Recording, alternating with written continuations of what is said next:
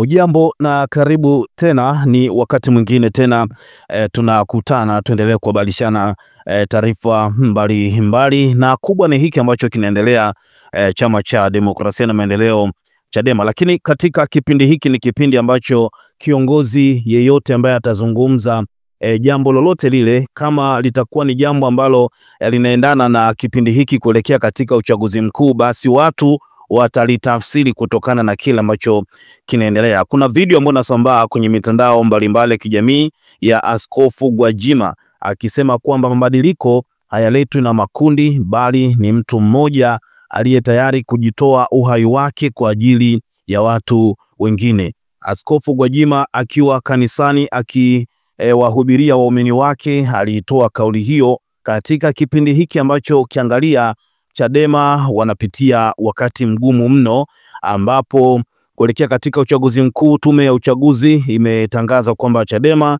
imekosa sifa za kushiriki katika uchaguzi kutokana na kile ambacho kimetokea baada ya Chadema kushindwa kutia saini za maadili ya uchaguzi, na sheria zikidai ya kwamba endapo chama kitashindwa kutia saini kanuni za maadili ya uchaguzi, basi kinakosa sifa ya kushiriki katika uchaguzi. Katika vyama 19 ambavyo vimesajiliwa, ni vyama 18 pekee ambavyo vilihudhuria katika mkutano uliofanyika Dodoma kati ya serikali, tume ya uchaguzi pamoja na vyama hivyo 18 ambavyo vilitia saini na hivyo kupata sifa ya kushiriki katika uchaguzi mkuu 2025.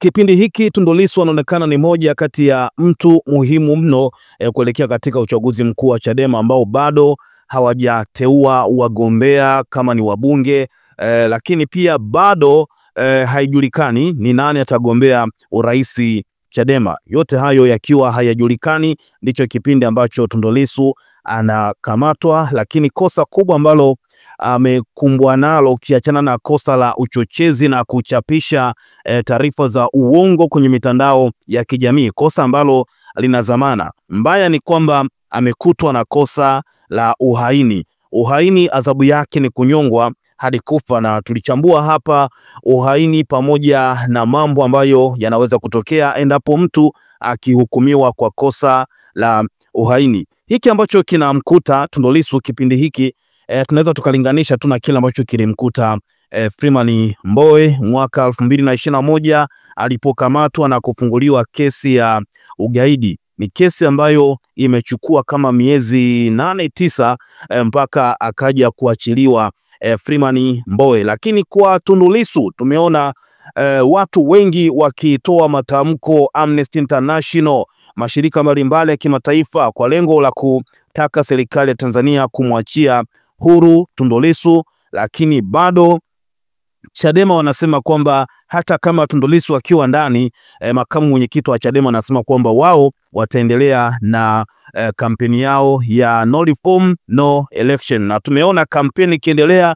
Lakini kubwa zaidi ni kwamba kipindi hiki Chadema anapitia wakati mgumu, lakini kwa pamoja wao wanasema kwamba ni mambo ya kawaida na watasimama. Na mwanasheria wa Chadema tumemwona jana Dr. Nshara akizungumza na wanahabari na kudai ya kwamba kutokutia saini kanuni za maadili hakuisababishi Chadema kukosa sifa za kushiriki katika uchaguzi, na akitaka tume ya uchaguzi INEC kutengua kauli yake. Sasa wakati yote hayo yakiendelea, mbunge wa Kawe Askofu Josephat Gwajima amesema mabadiliko hayaji sababu ya makundi, mabadiliko yanaletwa na mmoja aliye tayari kutoa uhai wake.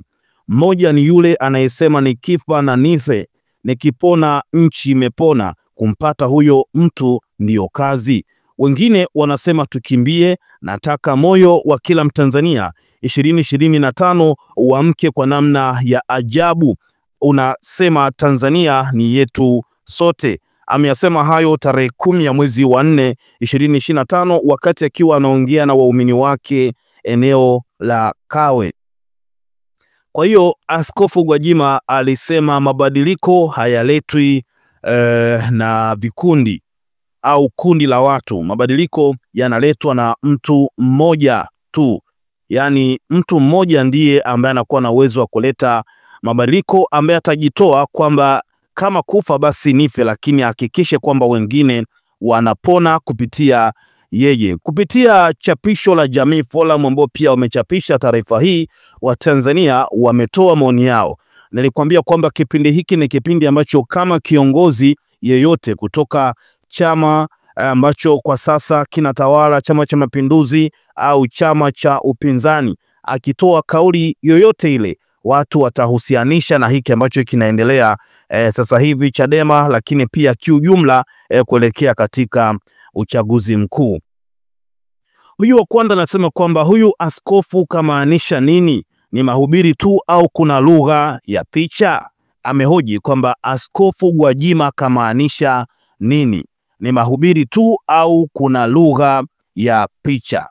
Lakini pia mwingine na reply hapa kwa Jamii Forum anasema kwamba ameshapatikana, huyo mtu ni Tundu Lissu, yuko tayari kwa mapambano. John Heche yuko tayari kwa mapambano, lakini pia kaandika hapa John Mnyika yupo tayari kwa mapambano na Godbless Lema yupo tayari kwa mapambano, hakuna kurudi nyuma. Akaambatanisha na picha ya Tundu Lissu na caption kubwa ikiwa ni no election, no reform, no election.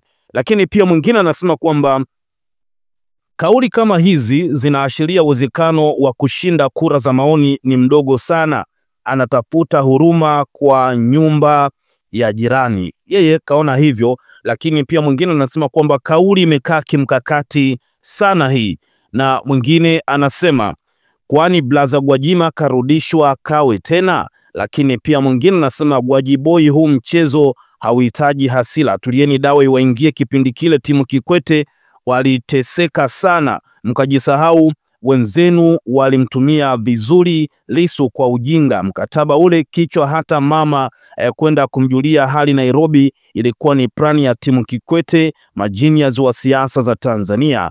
Mwingine anasema kwamba Gwajima anamwongelea Lissu hapa, mpaka uwe na akili za ziada kumwelewa ndio unaweza kumwelewa. Lakini pia mwingine anasema kwamba wameanza kujielewa taratibu. Lakini pia mwingine anasema kwamba jibu la hili ni Tundu Lissu. Tundu Antipas Lissu ndio mkombozi wa hili taifa. Mwingine anasema kwamba amka wewe usinziae, toka na mapema, ukombozi wana katika nchi yetu, waja katika nchi yetu. Lakini pia mwingine anasema kwamba hadi Gwajiboi akili imerudi kweli, huyu mama tuachie nchi yetu. Lakini pia mwingine anasema kwamba tunakaribia sana kwenye mapambano halisi ya kweli, yani tunakaribia sana kwenye mapambano halisi ya kweli, hakuna jiwe ambalo halitageuzwa, acha waendelee kutupuuza. Lakini pia mwingine anasema kwamba na huo ndio ukweli, mtu mmoja hujitokeza na kuwaongoza wengine, yani kujitoa, hakuna wazo la kikundi bali kuna wazo la mtu fulani. Hivyo Lissu ndio Gwajima anamzungumzia hapa. Lakini mwingine anasema kwamba ni Simba Tundu Antipas Lissu, mbeba maono wa Mungu, mkombozi wetu wa Tanzania, mzalendo wa kweli, Mungu ampe uhai, nguvu na ujasiri na kumbusha mapito yote magumu. Free Lissu, free Lissu, no reform, no election. Lakini pia mwingine anasema kwamba mazabahu ya kweli yanamtabilia Tundu Antipas Lissu, vitu vingi vizuri tutakuwepo. Lakini pia mwingine anasema kwamba Gwajiboi uzalendo umemshinda, huyu ndo Gwajima ninayemfahamu mimi enzi zile za Kolomije na Albert Bashite.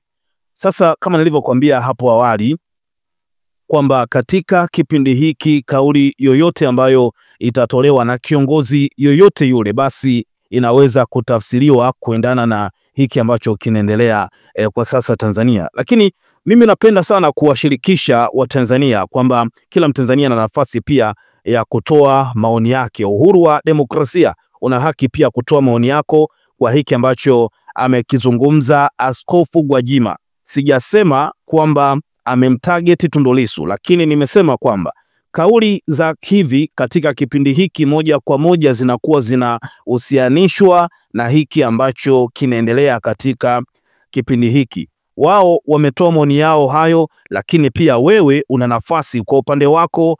Kauli hii ya Askofu Gwajima, mbunge wa Kawe, akisema kwamba Mabadiliko hayaji sababu ya makundi. Mabadiliko yanaletwa na mmoja aliye tayari kutoa uhai wake. Mmoja ni yule anayesema nikifa na nife, nikipona nchi imepona. Kumpata huyo ndio kazi. Wengine wanasema tukimbie. Nataka moyo wa kila Mtanzania 2025 uamke kwa namna ya ajabu. Unasema Tanzania ni yetu sote. Tuachia maoni yako, wewe umeelewa nini? Lakini kubwa, na kwa habari mbalimbali hakikisha kwamba unakaa karibu nasi kila wakati. Mengi yanatokea Tanzania, mengi yanatokea ulimwenguni, na kila habari tutakuhabarisha hapa. Kubwa, support yako ni muhimu sana. Kaa karibu nasi kila wakati.